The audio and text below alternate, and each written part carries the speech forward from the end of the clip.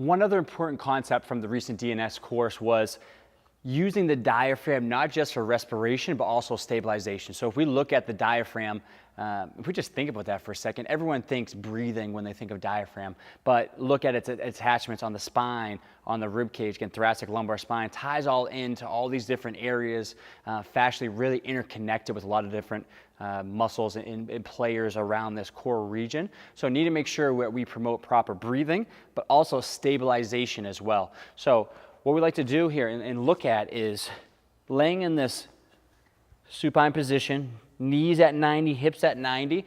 First, just trying to work on proper positioning, forming this canister, which means, can we get a good exhale? Pull the rib cage down, okay? We don't want to be in this open flared or open scissor position with that rib cage is open like this. That's not a way that we're going to promote good function of the diaphragm for breathing, and that's definitely not going to tie in and help really reinforce good stabilization of the spine and the pelvis. So exhale. Rib cage starts to pull down again. Some people may need some work just to get that position due to lack of mobility of the rib cage.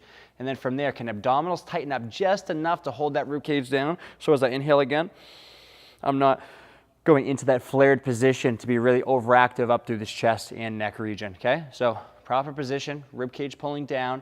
And then from there, just going to monitor, okay, where's my breath coming from? So I'm going to check just inside that anterior superior iliac spine, those bony prominences on the front of the pelvis here. I'm going to go just inside that on the lower abdominal area and see as I breathe in,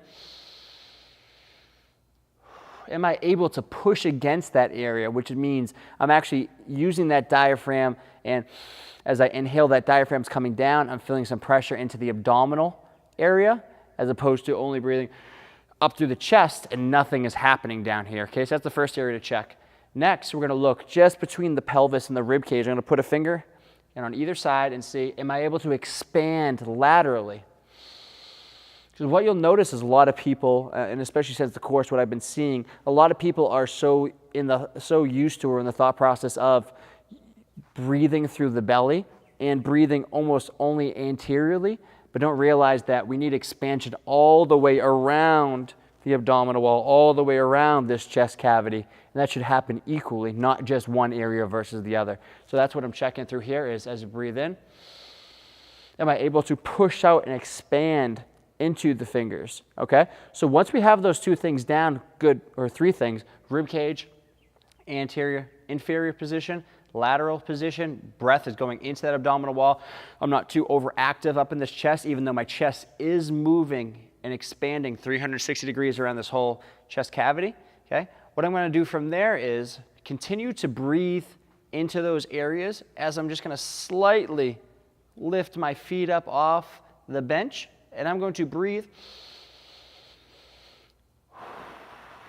as I now, again, using that diaphragm for respiration, but also working on stability of the spine. So what you'll notice here, as you work on breathing and getting that down and lifting the feet up, it's very surprising at how challenging that is to work on breathing and stabilization at the same time. Diaphragm doing its job to work in kind of two different functions there through breathing and stabilization. So this drill really works on getting that full function of the diaphragm to work in a couple of different areas. So that's something to look at and think about when you're doing core stability exercises, especially low-level core stability exercises. I'm not talking about very hard, very challenging exercise, because at some point you're going to have to brace to create some rigidity throughout the spine, and it's really hard to sync that breathing with it. But all these low-level exercises like your marching, your dead bug, a lot of your plank variations, you should be able to link that breathing component and the stabilization component simultaneously, because that's really tapping into the ultimate function of the diaphragm.